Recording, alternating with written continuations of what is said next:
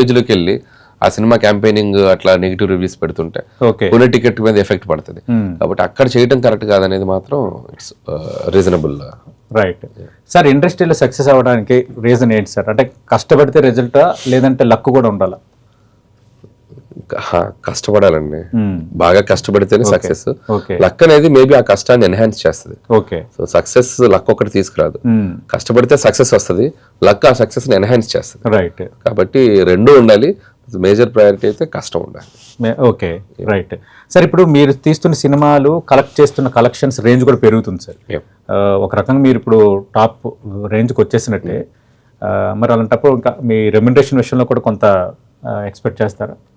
నేను సినిమాకి తగ్గ తీసుకుంటానండి, నేను పెద్ద డిమాండ్ చేయను. ఓకే, సినిమాకి ఎంత రీజనబుల్లో అంత తీసుకుంటాను. ఆ బడ్జెట్ ఎంత చేస్తే కంఫర్టబుల్ గా ఉంటుందో అంతే చేస్తారు. ఇప్పటివరకు అన్ని సినిమాలు అలాగే చేశాను, ఓకే, ఇక ముందు కూడా అలాగే చేస్తాను. మరి మనశంకర వరప్రసాద్ గారికి అది తీసుకున్నారు సార్. ఎట్లా ఐటీ రిటర్న్స్ చెప్పమంటారా? టోటల్ గా నా బీరువాలో ఏమన్నా కూడా చెప్పమంటారా? No sir, no sir. చాలా సార్ మనది ఇంటర్వ్యూ